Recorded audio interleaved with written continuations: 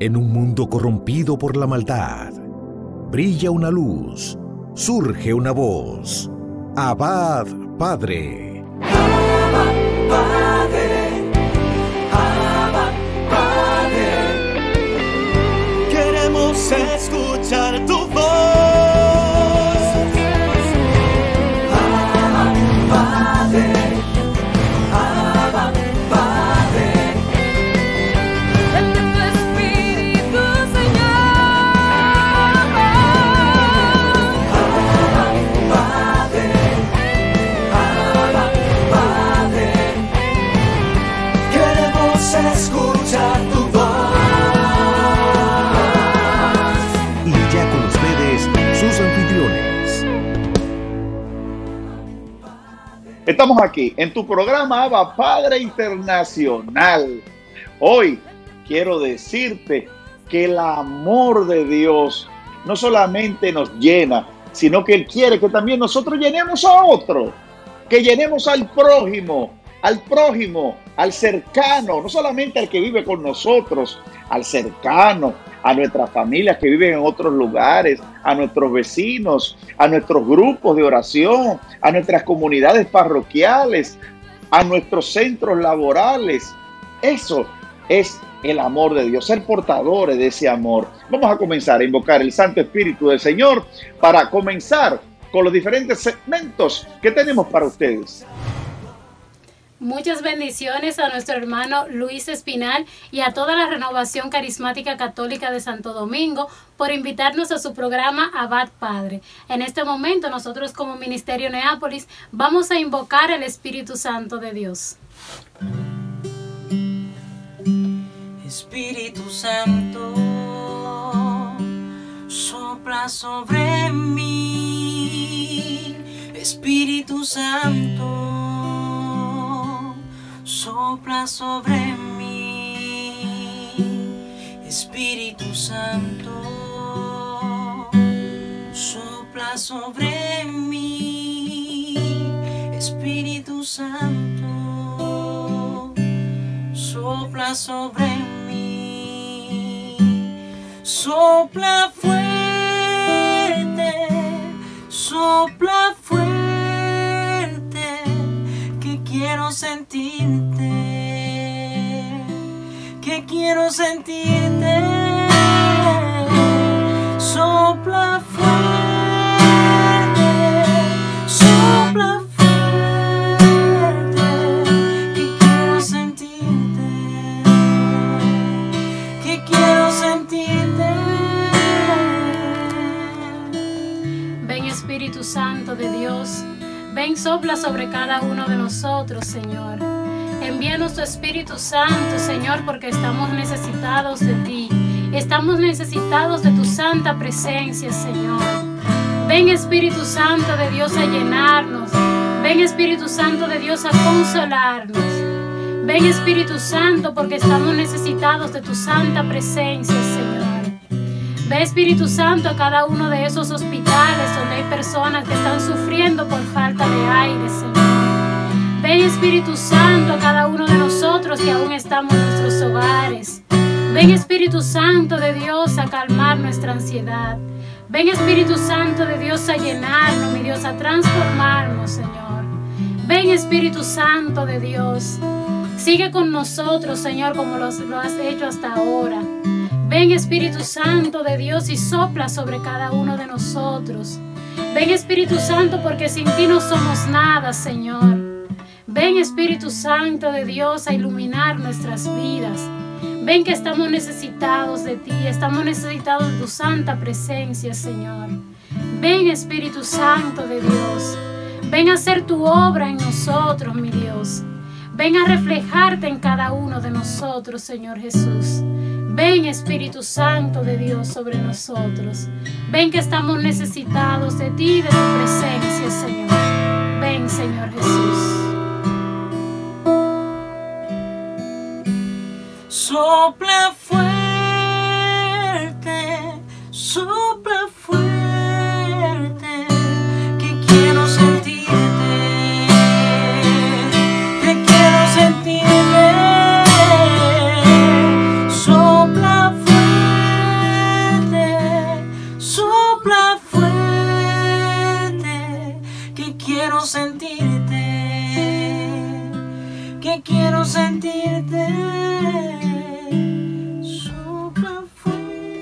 sopla sobre nosotros, Señor. Sopla fuerte. Sopla sobre nuestras vidas, Señor Jesús. Que quiero sentirte. Ven, Quiero Espíritu Santo de sentirte. Dios.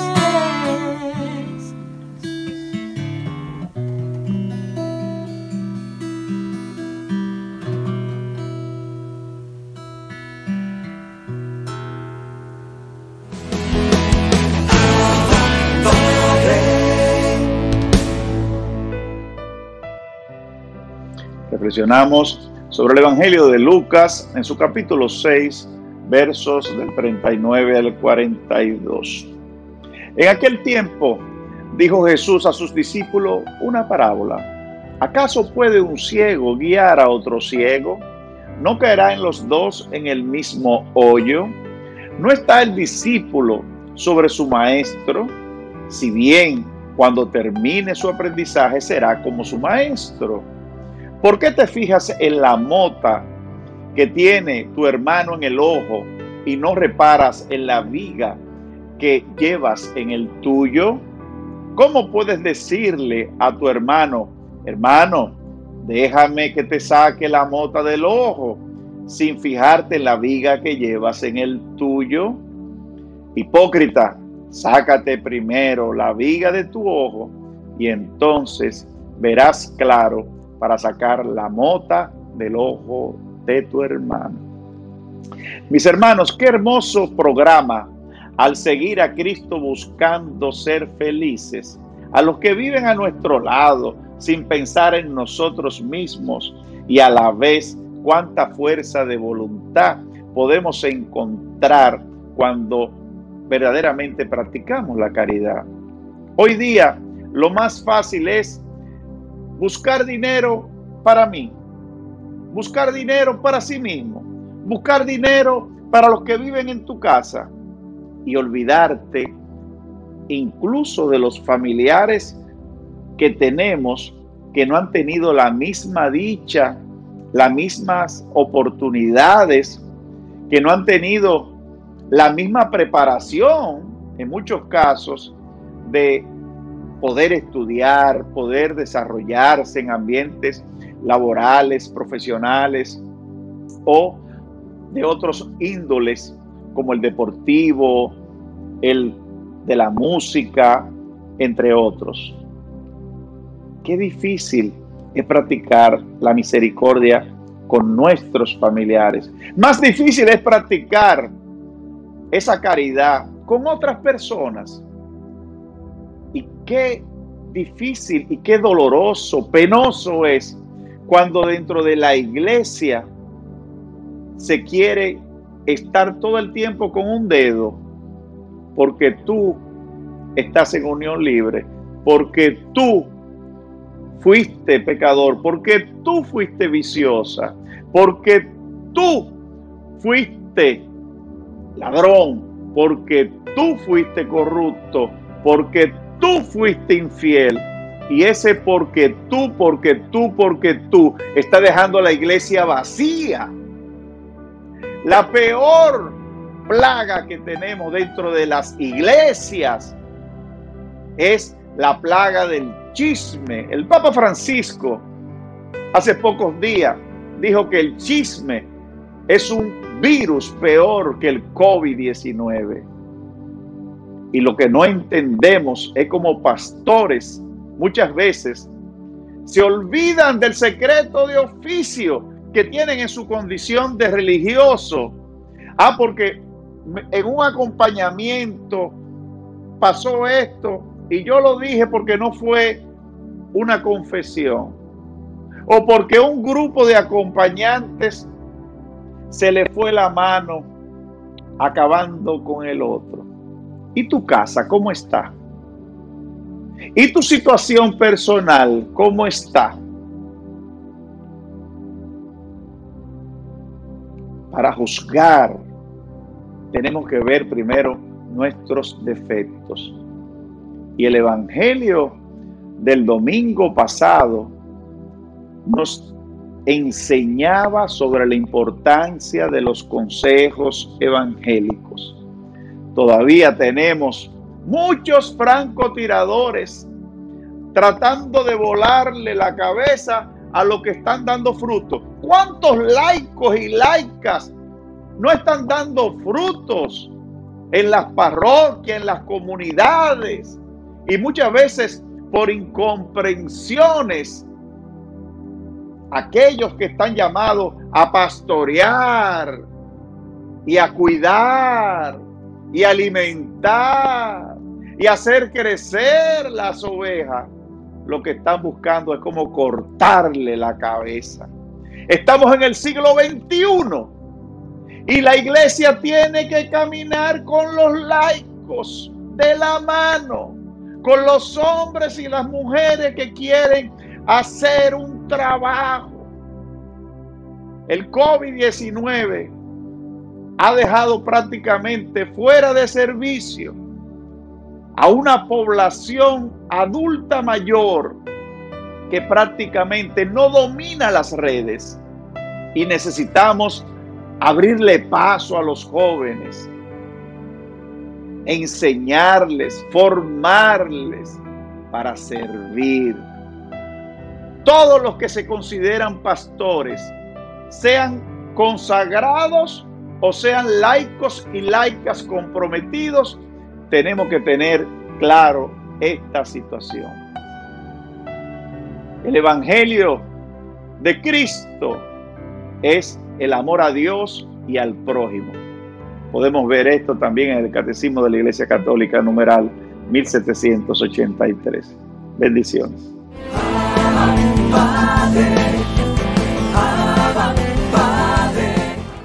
El amor de Dios se sigue derramando y los santos y santas son un ejemplo maravilloso de que el amor de Dios es para transmitirlo a los demás. Por ese Espíritu Santo que se nos ha dado, ese amor se sigue derramando y nosotros tenemos que seguirlo llevando hasta los confines de la tierra. Ariel Céspedes con el Santo del Día. Bendiciones, mis queridos hermanos y hermanas en el Señor. Hoy, 11 de septiembre, la Iglesia celebra el Día del Señor de los Milagros de Buga. ¿Quién es el Señor de los Milagros de Buga? Nosotros nos preguntamos por qué en Buga hay un templo que se llama el Señor de los Milagros. ¿Por qué suceden allí tantos milagros? Tranquilo, ahora te lo voy a explicar. Buga era un caserío en el que vivía una india muy pobre. Nos cuenta esta historia un franciscano, Francisco Rodríguez, fue el que nos cuenta esta maravillosa historia. ¿Qué sucedió?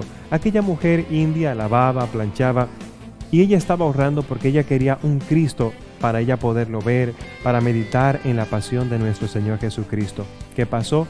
Que mientras ella lavaba, planchaba ropa, pudo ahorrar los 70 reales que ella necesitaba para poder traer esta imagen desde Quito. Por allí no había nadie quien pudiese hacer imágenes.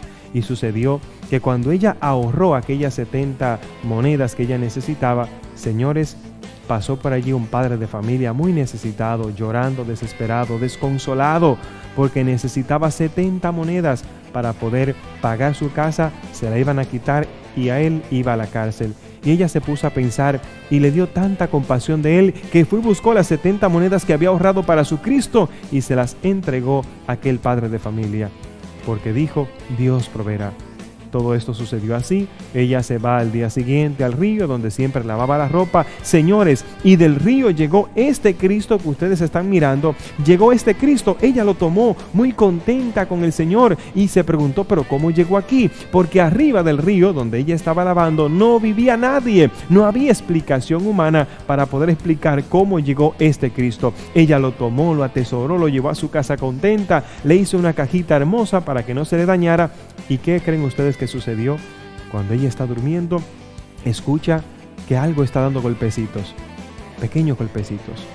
¿Y qué sucede? Se levanta y para su sorpresa, el Cristo iba creciendo. Señores, estaba creciendo en la noche, ella no se lo podía creer. Desde que amaneció, fue y buscó el sacerdote. Al principio no le creían, pero empezaron a medir la imagen y se dieron cuenta que efectivamente, al día siguiente, la imagen aparecía más y más y más grande, hasta el punto que esta mujer llegó a tener, señores, un crucifijo, un Cristo que no había forma de que llegara por el río y que encima creciera todas las noches. ¿Qué sucedió? Esto empezó a regarse en la comunidad, las personas empezaron a ir, el Señor empezó a hacer milagros porque Él siempre honra nuestra fe, señores. Pero ¿qué sucede? Las personas empezaron a arrancarle pedacitos. Cuán dañinos somos nosotros, ¿eh? Empezaron a llevarse pedacitos para su casa, para guardarlo como reliquia, besos, lo agarraban con las manos sudorosas, sucias, y el Cristo se puso tan feo que nadie quería verlo. Más que ternura, más que compasión, lo que le daba a la gente era asco,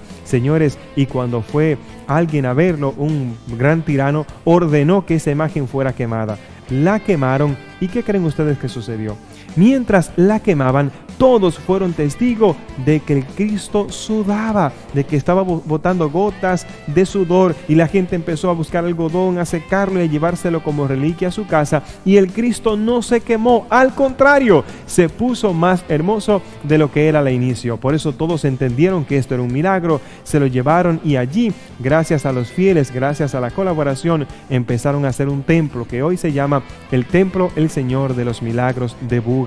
Por eso hoy la iglesia celebra este gran milagro maravilloso de Dios, porque Dios honra la fe, Dios honra la misericordia. ¿Cuántos dan testimonio de que lo poco que tenían lo pusieron a disposición del reino de los cielos para una obra de caridad, para una obra de misericordia, y Dios devuelve al 100 por 1 lo que nosotros le damos con todo el corazón? Si quieres escuchar la historia completa del Señor de los Milagros de Buga, te invito a que lo busques en nuestro canal de YouTube, Ariel Céspedes Vargas. Que Dios te bendiga.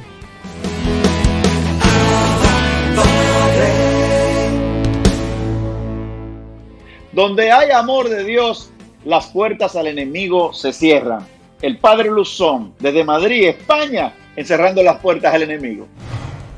Bienvenidos a esta edición de Cerrando las puertas al enemigo, un segmento que se publica dentro del programa que dirige Luis Espinal, Abba Padre.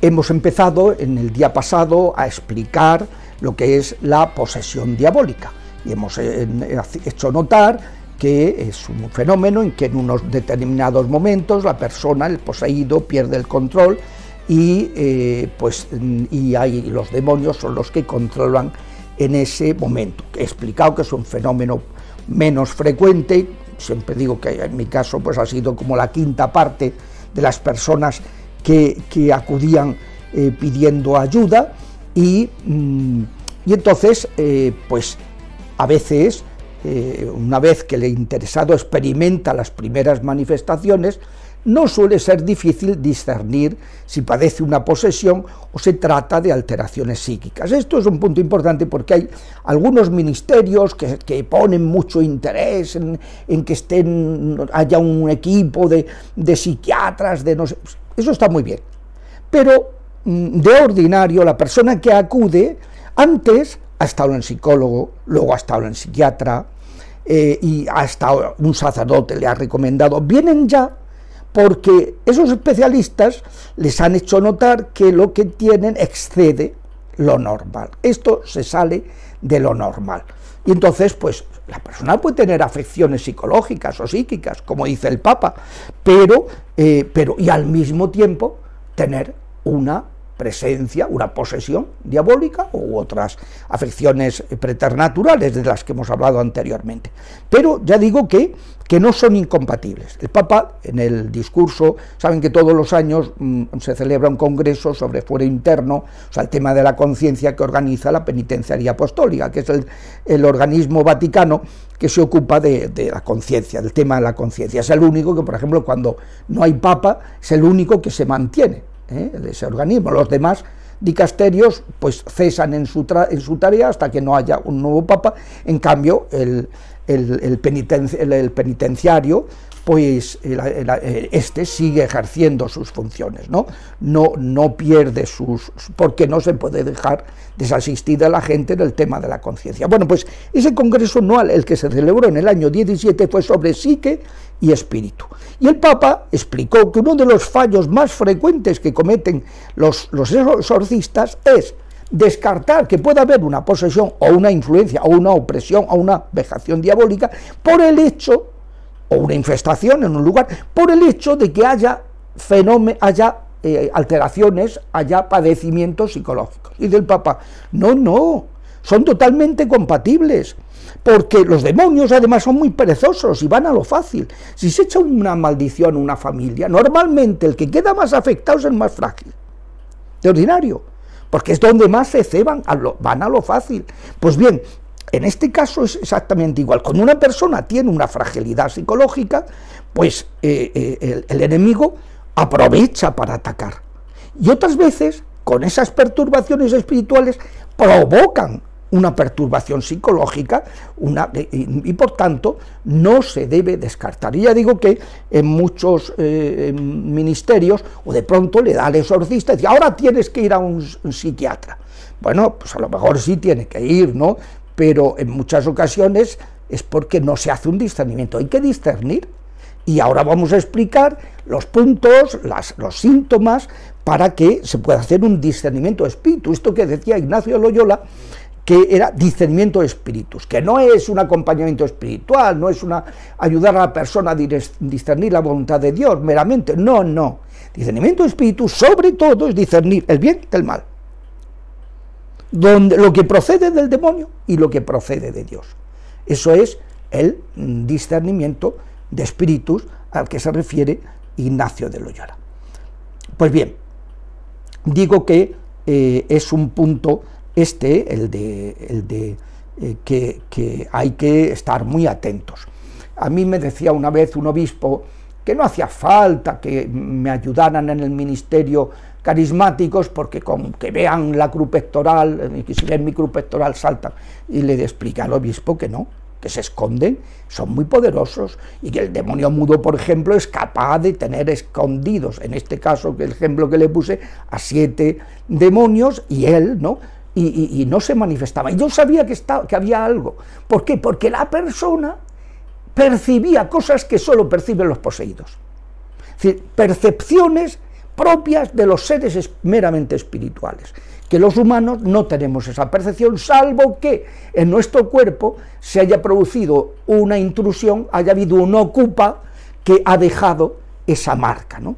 Bueno, pues hay distintos signos. El ritual pues habla de ritual de exorcismo, de hablar en una lengua desconocida o entender al que habla esa lengua desconocida, movilizar cosas a distancia. Eso no puede hacer un ser humano. O sea, esto de la telepatía, tal, no, mire usted, o sea, esto el ser humano necesita de su cuerpo, es un ser corpóreo, un espíritu encarnado, corporizado. Nuestro espíritu no tiene capacidad de transmitir, de actuar fuera del ámbito de su corporeidad, porque no somos como los ángeles pueden estar actuando aquí y en Argentina a la vez, porque no son seres corpóreos. Movilizar cosas distantes, conocer cosas ocultas, es otro síntoma clarísimo, ¿no?, de que puede haber algo extraordinario, ¿no? Manifestar fuerzas por encima de la edad o de la condición del sujeto poseído, ¿no? Pues claro, si un niño te levanta una mesa pesadísima con una mano, una persona frágil y anciana hace cosas de esas, pues dices, hombre, a lo mejor aquí hay algo especial, ¿no? Y sobre todo el quinto signo, ¿no?, para discernir es la aversión compulsiva y vehemente a lo sagrado. Otro punto que habría que añadir, que no lo hizo el ritual, pues es cuando se produce en el interesado algún movimiento que no es él el que lo ha producido.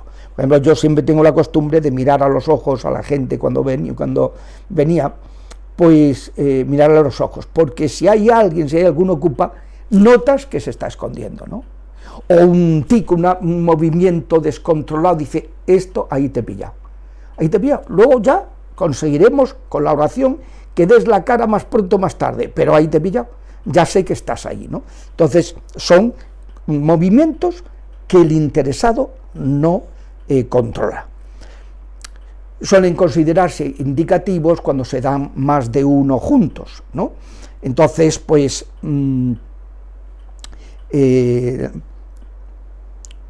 insisto en que descartar la posesión porque exista un cuadro clínico de trastorno psicológico, dice el Papa, que no que no es algo de recibo, ¿no?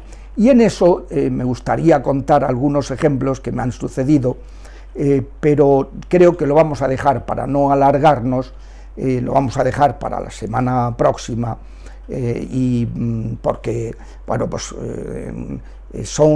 a veces la gente pues es muy racionalista y piensa que eso no existe, y entonces que todo lo atribuye a fenómenos de suplantación de personalidad, de psicopatías, de tal.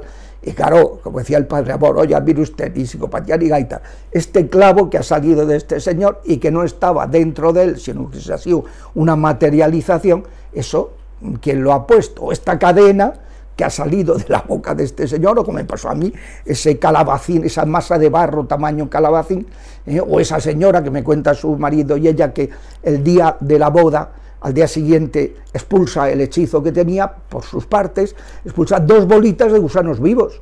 Es decir, oiga, eso, ¿qué interpretación le da usted a toda esa, qué interpretación psicológica le da usted? Pero quiero detenerme en ese punto porque a veces se dicen se hacen afirmaciones pseudocientíficas muy peregrinas, y quiero subrayar ese punto para hacer notar que de científico nada, que es totalmente ciencia ficción. Pero esto, ya digo, lo veremos el próximo día.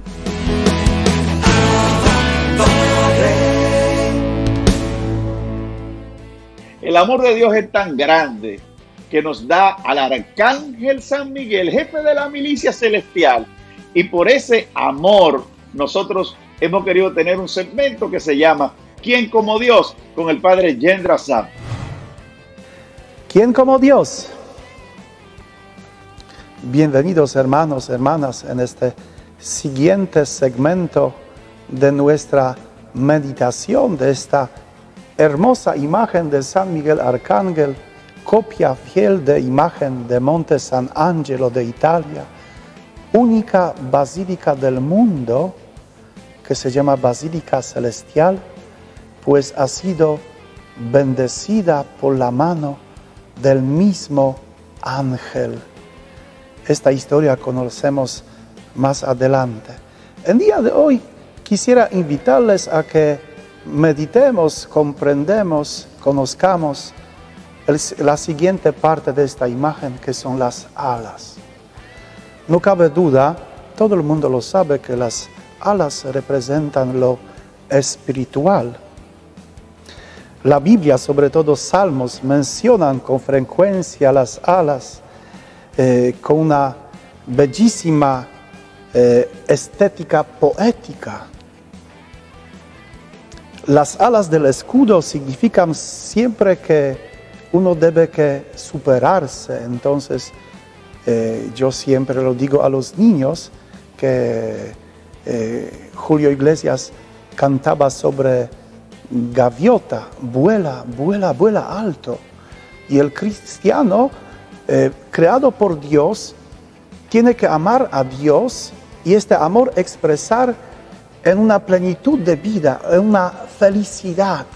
Volar alto significa ser un cristiano, un ser humano completo. Y eso significa ser una persona espiritual, porque no somos animales. Somos Homo sapiens, criaturas que piensan. Papa Juan Pablo II, hablando de lo espiritual, en un libro, siendo todavía cardenal, que se llama Oración y el Hecho, decía que solamente el hombre tiene capacidad de autotranscendencia, es decir, ver cosas que no son físicas. Y esta autotranscendencia sucede en la mente humana. Por eso es tan importante conocimiento de la simbología, de los contenidos, de las verdades de la fe, para que a través de ellas podamos autotranscendentarse, llegar a las cosas que son espirituales. Y estas cosas suceden en nuestra mente. Nuestra mente es como una computadora.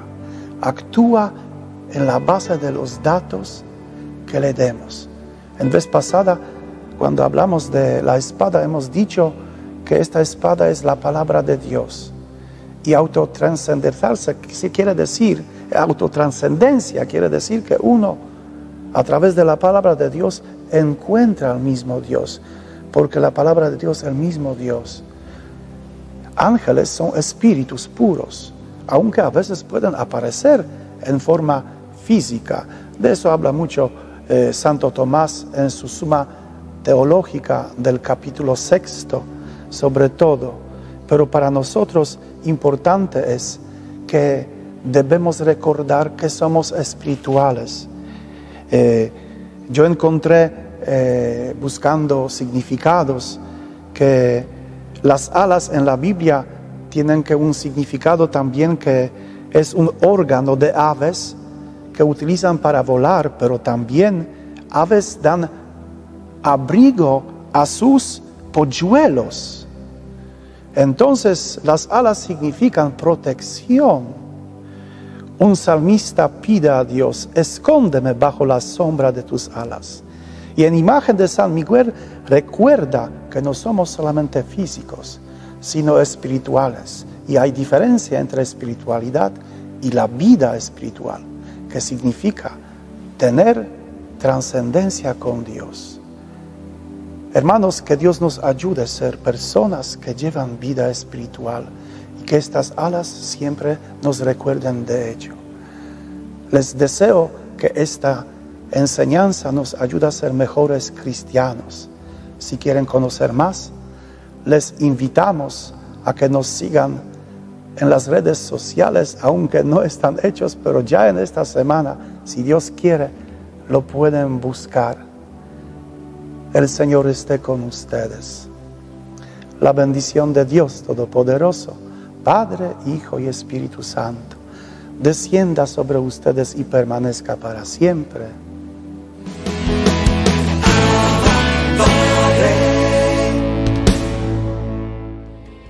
La teología es la ciencia que estudia a Dios, es la ciencia que estudia el amor, porque Dios es el ser supremo, donde el amor se desborda y es infinito. Es el principio y es el final. El joven Edgar Fernández en Momentos de Teología. Bendiciones, queridos hermanos. Seguimos una vez más en Momentos de Teología. Habíamos comenzado a hablar lo que era la jerarquía de la iglesia. Tocamos los obispos, el papa, los cardenales, tocamos los laicos. Ahí fue que más nos tuvimos que detener. Y quiero completar la parte de los laicos para ya entrar a lo que es la vida de la vida consagrada. Dos numerales del catecismo importantes para entender esto.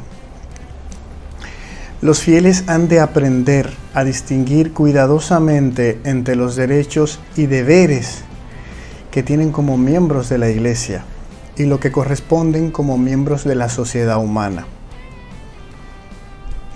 Tienen que distinguir estos dos, deberes y derechos como miembros de la iglesia y a lo que corresponden como miembros de la sociedad humana. Y deben esforzarse por integrarlos en buena armonía, recordando que en cualquier cuestión temporal han de guiarse por la conciencia cristiana. En efecto, ninguna actividad humana, ni siquiera en asuntos temporales, puede sustraerse a la soberanía de Dios. ¿De acuerdo? Esto es lo que, por ejemplo, hubo algunos mártires famosos, como Santo Tomás Moro, ustedes saben el caso de él. El rey Enrique VIII quiso divorciarse y contraer nuevas nupcias sin ningún, o sea, saben que hay casos por lo que hay nulidad matrimonial, pero él simplemente quiso utilizar su autoridad de rey para imponer otro matrimonio y llevó a todo un país a otra religión. Hicieron un cisma, ya saben que de ahí nace el anglicanismo, y todo eso por él querer tener nuevas nupcias con otra persona, Ana Bolena. Santo Tomás Moro era el primer canciller en esa época, y todos los que pertenecían a los altos puestos, duques, condes, todos ellos tenían que firmar y aceptar esto. Entonces la conciencia de Santo Tomás Moro le decía a su conciencia cristiana que él no podía aprobar algo así, y eso lo llevó a que lo metieran preso y a que lo decapitaran. Él, por ser fiel a su conciencia y por no venderse a la autoridad del soberano de ese momento. Eso es igual cuando en materias morales, por ejemplo, en la sociedad, a veces quieren imponernos el aborto. Nosotros en conciencia cristiana no podemos aceptarla, porque nuestra conciencia nos dice que la vida tiene que defenderse desde su concepción. No podemos hacer caso omiso a eso y dejarlo pasarse. Nuestra conciencia cristiana no nos lo permite. Y así en otros casos como eutanasia, como el matrimonio en personas del mismo sexo, o la adopción de niños por parejas homosexuales, todas esas cosas así que en conciencia nosotros sabemos que no están bien y que le hacen daño a los futuros hijos, etc. Nosotros en conciencia no podemos aceptarla, por nuestros valores y deberes como cristianos. Ahora bien, eso es independientemente de la convivencia del día al día. Nosotros, los cristianos, no tenemos problema con una persona que sea homosexual, porque es una decisión personal de esa persona de ser así. Y nosotros aceptamos su decisión personal. Lo que no podemos hacer es que su decisión personal se vuelva ley general, ¿de acuerdo? O sea, que todos tengamos obligatoriamente que aceptar eso, porque entonces cualquier persona que diga que se considere un elefante, entonces a él toda la sociedad tiene que reconocerlo así. No, tu decisión personal es tuya y yo te respeto tu decisión personal, pero no puedes imponer a la mayoría tu decisión personal, ¿de acuerdo? O ni siquiera un colectivo mínimo a la mayoría. Se le respeta, se le permite que haga lo que quiera hacer, pero siempre dentro de lo que las leyes y la ética le permita, ¿de acuerdo? Y por último, así todo laico, dice el numeral 913, todo laico, por el simple hecho de haber recibido sus dones, es a la vez testigo e instrumento vivo de la misión de la Iglesia misma, según la medida del don de Cristo. Ya saben, todos por esos dones que hemos recibido, pues tenemos que ser testigos en la misión de la Iglesia. Como le decía en el segmento pasado, porque el cristiano, por ser cristiano, pues tiene que dar testimonio. Y no es solamente un testimonio de predicar, de evangelizar, de llevarle un rosario a una persona, una medallita. No. Tu mismo estilo de vida, tu mismo comportarte en la sociedad debe ser ese testimonio que lleva a los demás a Cristo. Tu ser el mejor en lo que haces, ese es tu testimonio. Si eres un médico, ser un médico íntegro, un médico ético, un médico que más que el dinero busca ayudar, porque esa es la vocación, ayudar al que está enfermo, a sanarlo, a buscar la manera de que esa persona vuelva a restablecer su salud. Si eres un abogado defendiendo causas verdaderas, etcétera, haciendo tu trabajo bien, no sustrayendo, no aceptando cosas inmorales, etcétera. O sea, tu día a día siendo buen padre, dando ejemplo a tus hijos, y ante los demás padres, que vean que eres un padre que educa a sus hijos, que no hay tacha en ti. Todas esas cosas son lo que da el verdadero testimonio de los laicos en el mundo. Ven a esa persona así y dicen: yo quisiera ser así, ¿Qué le hace a él ser diferente? Pues que es cristiano. Pasamos a otra parte, quiero iniciarla ahora, sé que no la voy a terminar, pero la quiero iniciar, es la vida consagrada. La vida consagrada es un estado de vida que consiste en la profesión de los consejos evangélicos. Aunque no pertenezca a la estructura de la iglesia, pertenece sin embargo y sin discusión a su vida y a su santidad. ¿De acuerdo? ¿Qué son los consejos evangélicos y la vida consagrada? Están propuestos en su multiplicidad a todos los discípulos de Cristo. La perfección en la caridad a la cual son llamados los fieles implica para quienes asumen libremente el llamamiento a la vida consagrada la obligación de practicar la castidad en el celibato por el reino, la pobreza y la obediencia. Estos tres son los consejos evangélicos. La profesión de estos consejos en un estado de vida estable y reconocido por la Iglesia es lo que caracteriza a la vida consagrada a Dios. Vuelvo y repito, la profesión de estos consejos en un estado de vida estable, primero, de vida estable, y segundo, reconocido por la Iglesia. Es lo segundo. Es lo que se llama la vida consagrada a Dios.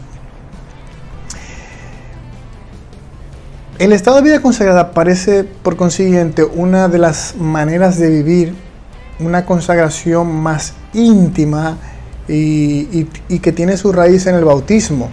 Y normalmente se dedican totalmente a Dios. Como yo le explicaba antes, las personas del sacerdocio, lo que están en el orden sacerdotal, tienen que dedicarse de una manera total a Dios. O sea, su vida es a Él, se consagran a Él, y por eso no están divididos. Pues también aquí hay laicos que deciden ellos mismos entrar en ese género de vida. Es un género de vida en el cual se dedican totalmente a las cosas de Dios. No al mundo y a las cosas, sino solamente a las cosas de Dios. Y entonces aquí entra lo que son la vida consagrada. En la vida consagrada, los fieles de Cristo se proponen, bajo la moción del Espíritu Santo, seguir más de cerca a Cristo, entregarse a Dios, amándolo por encima de todo y persiguiendo la perfección de la caridad en el servicio del reino. Significar y anunciar a la iglesia la gloria del mundo futuro. Creo que ya me he pasado del tiempo. En la semana que viene vamos a profundizar en esto de cómo ellos en su servicio al reino significan y anuncian la iglesia de la gloria del mundo futuro. Así que espero que te haya ayudado esto que te he compartido el día de hoy. Ya saben que cualquier duda, pregunta, aclaración pueden escribirnos acá en los comentarios y les responderemos. Bendiciones y hacia otra nueva entrega.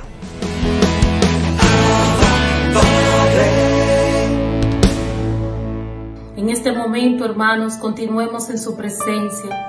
Pidamos que su fuerza, que su poder vengan a nosotros. Es necesario que en este momento, tú de una manera especial, tú que quieres que Dios haga un milagro en tu vida, tú que pides a Dios que te sane, que te liberte, que te rompa las cadenas. En este momento yo te invito, en el nombre poderoso de Jesús, a que unidos en oración, en ese nombre que es sobre todo nombre, vamos a pedir el auxilio que viene de lo alto. Vamos a llamar la presencia del Espíritu Santo.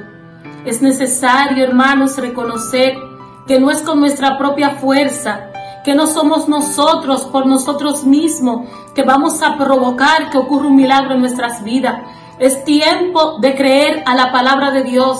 Es tiempo de levantarnos y decirle al Señor que venga a nosotros, que se manifieste en nuestras vidas. Bendito sea su nombre.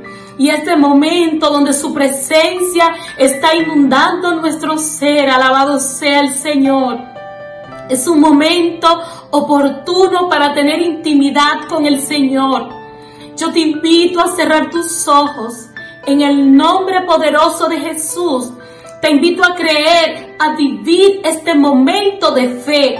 Vamos a compartir esta experiencia de amor. Vamos a creer que el poder de Dios vendrá sobre nosotros, que el poder de Dios se va a derramar sobre esa situación, sobre esa inquietud por la cual tú te sientes en un estado de desesperación, por esa situación que te está quitando la paz. Bendito sea el Señor. Vamos a recuperar nuestra identidad. Vamos a volver a levantarnos clamando que nuestro Dios es un Dios de amor, que nuestro Dios está con nosotros. Bendito sea su nombre. Yo te invito a alabarle, hermano. Bendito sea, Señor. Alabado y adorado eres por siempre, Jesús. Tienes que clamarle a Él. Tienes que glorificarlo a Él. Él es el Rey de Reyes y Señor de Señores. Levanta tus manos, hermanos. Fortalécete en la presencia del Señor, porque en medio de esta alabanza, en el nombre poderoso de Jesús, el Señor está rompiendo las cadenas. El Señor está removiendo tu vida. Alabado sea el Señor. El Señor quiere darte una vida nueva junto con Él, pero tú tienes que creerlo, hermano. Tú tienes que abrirle el corazón, porque solo tú tienes la decisión de que Cristo se manifieste en tu vida. Bendito sea el Señor. Levanta tus manos, abre tus labios y reconócele a Él. Alabado sea. Él es el Señor. Él es el mismo que hacedor de milagros. El Señor está presente. El Señor está con nosotros. Este tiempo de pandemia es un tiempo oportuno, es una oportunidad a través de la cual el Señor nos permite a volver a Él, nos permite en creer que lo que está escrito en la palabra es cierto, que aquellos que ponen su confianza en el Señor, que aquellos que vuelven a Él arrepentidos, el Señor no los abandona, hermano. Tienes que creer esta palabra y fortalecerte en el Señor. El Señor está tocando tu vida, bendito sea. Siente su presencia, hermano. Ahí está la presencia del Señor. El Señor está inundando tu ser. En este momento, el Señor está impactando una sanación interior en tu corazón. Personas que se sentían rechazadas están siendo sanadas por ese amor insondable de Jesús.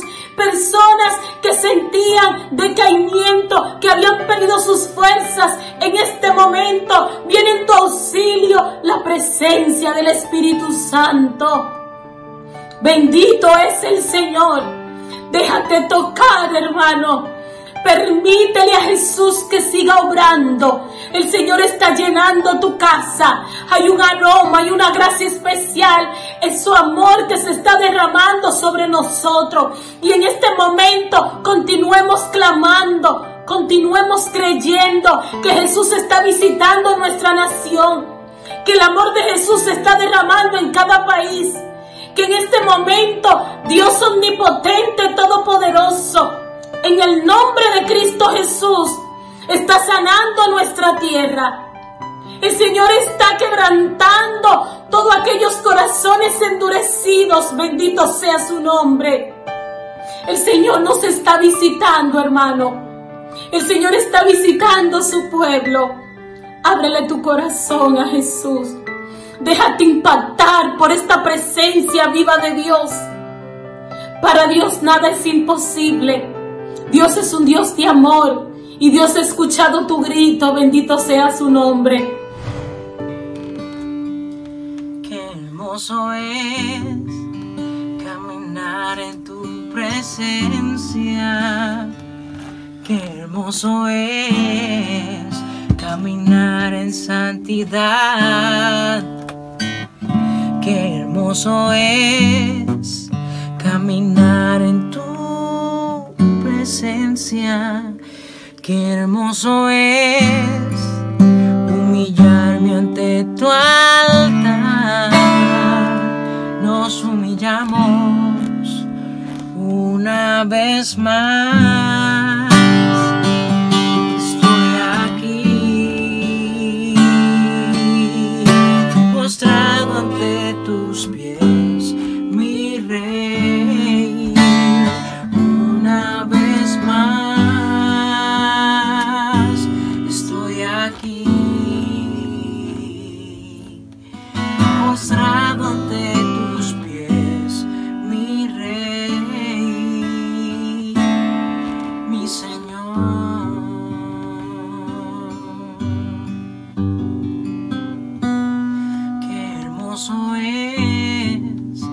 caminar en tu presencia.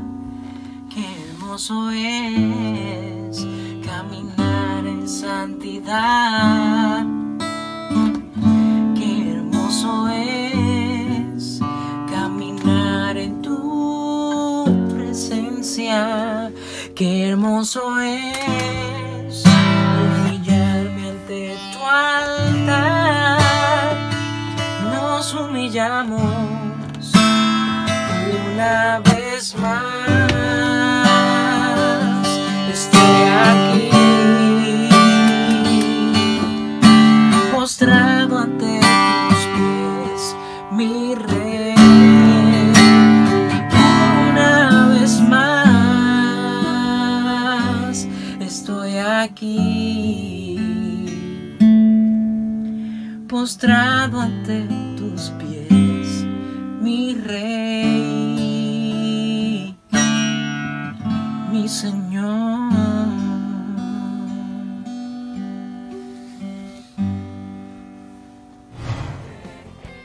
Así llegamos al final de este programa Abba Padre Internacional, cada vez más dinámico, más lleno del Espíritu del Señor, con más sentido de formación, con más oración, con más prédica, con más alabanza. Esto es Abba Padre Internacional. Hasta la próxima. Queremos escuchar tu voz.